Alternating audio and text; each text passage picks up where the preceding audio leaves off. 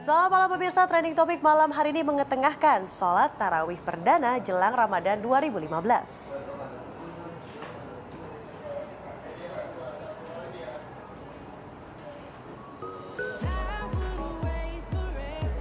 Kami juga akan mengetengahkan dugaan pengaturan skor. Ini mengingatkan saya pada kasus Calciopoli.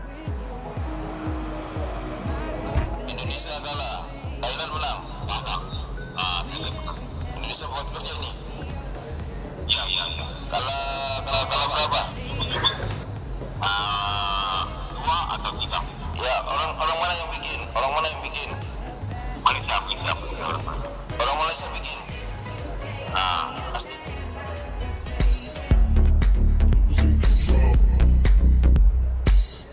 Dan juga kami akan mengetengahkan video viral YouTube ini kompak dalam berjoget.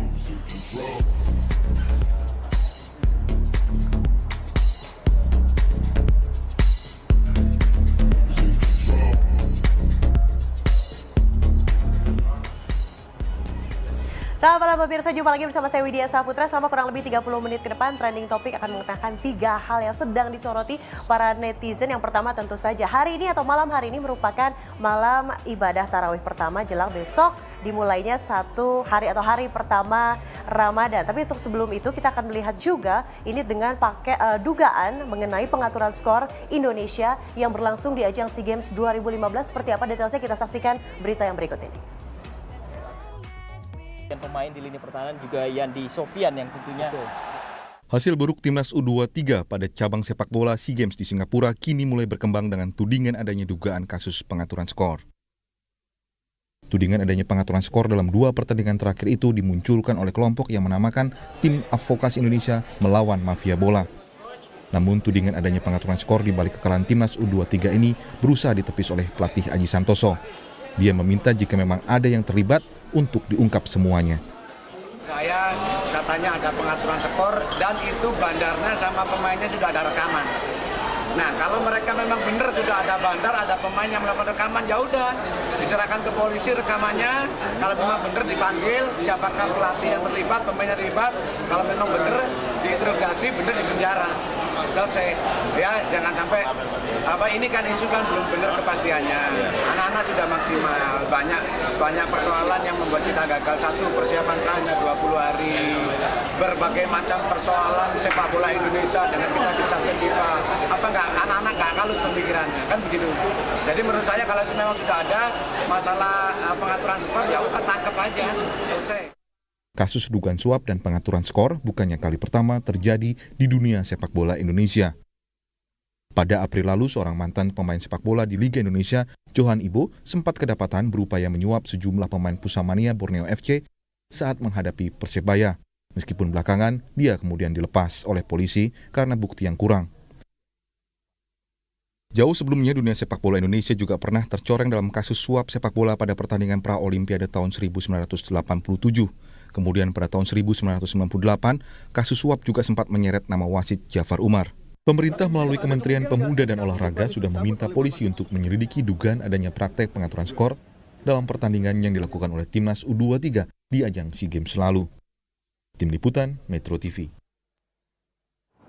Dan untuk informasi selengkapnya ini mengenai dugaan pengaturan skor dan suap sudah bergabung dengan rekan kami yang sedang berada di kawasan Jakarta di Senopati. Tepatnya ada rekan Mila Amalia. Mila, selamat malam. Bisa Anda ceritakan siapa sajakah yang menyatakan ini mafia bola Indonesia versus mafia bola dan apa saja yang disampaikan terkait dugaan suap tersebut? Mila.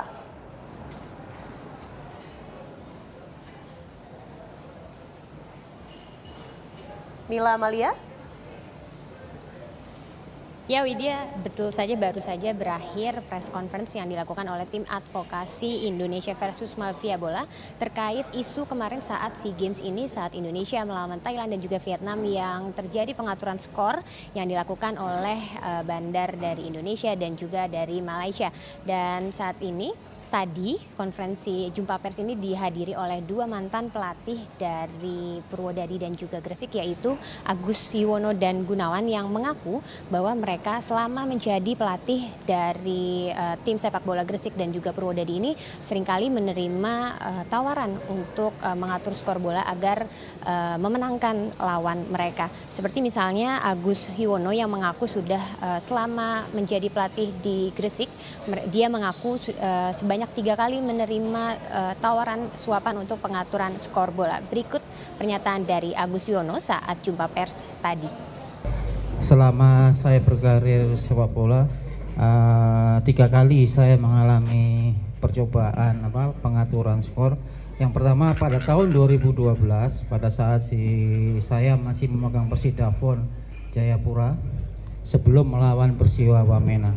Jadi sehari sebelum pertandingan saya dihampiri oleh seseorang yang menawarkan nilai 150 juta, dan itu dia imbalannya minta skor 3-0 atau 3-1. Tapi pada saat itu saya serahkan kepada manajemen atau Pak Bupatinya, sudah kasih kontaknya juga.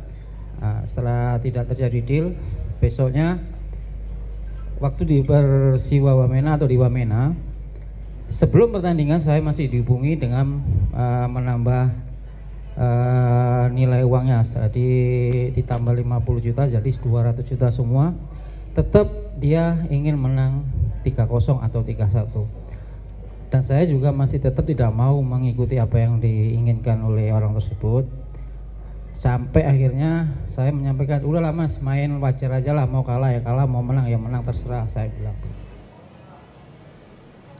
Pengaturan penawaran skor bola ini dilakukan oleh warga negara Malaysia, yaitu Jawahir Saliman, yang dianggap sudah merusak pertandingan sepak bola di Indonesia ini karena dia seringkali menawarkan sejumlah uang kepada tim sepak bola di berbagai daerah di Indonesia untuk memenangkan untuk memenangkan lawan. Yang misalnya saja menurut pernyataan dari Gunawan, mantan pelatih Purwodadi, dia sempat menerima tawaran uang sebesar 400 juta untuk sekali pertandingan, dan suapan ini diketahui oleh seluruh tim sepak bola, mulai dari manajer hingga ke tim pencuci baju sepak bola ini. Dan selain itu mereka juga memberitahu kepada Bupati bahwa mereka menerima tawaran suap itu.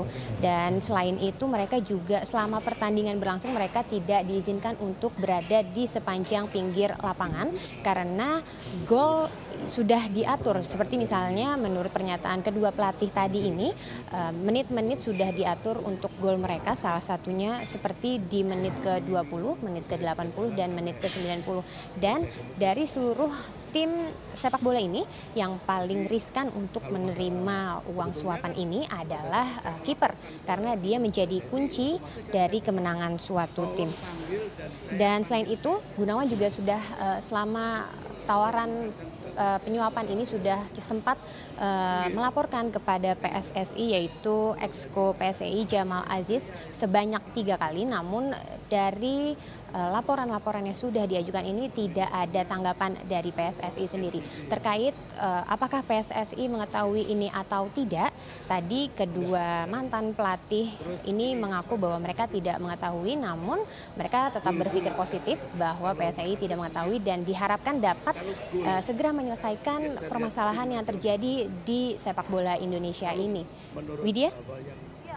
Dalam undangan jumpa pers ini dijelaskan bahwa katanya mereka akan memberikan kronologi, nomor rekening, nomor telepon, dan foto-foto bandar pengaturan skor. Apakah memang terjadi demikian? Mila, bisa dikonfirmasi? Ya, selama jumpa pers tadi, Widya, mereka tidak memberikan bukti-bukti. Mereka mengaku bahwa mereka ini hanya pernah menerima suap dan melakukan suap sendiri, dan untuk bukti-buktinya sendiri mereka tidak dapat menunjukkan karena mereka tidak memiliki, dan ini diharapkan untuk langsung ditanyakan kepada pihak kepolisian. Namun mereka mengaku pernah berhubungan langsung dengan bandar skor sepak bola ini dari Malaysia, yaitu Jawahir Saliman, dan sedangkan dari LBH tadi mereka mengatakan akan mengirimkan atau menunjukkan bukti-bukti itu pada malam nanti. Widya?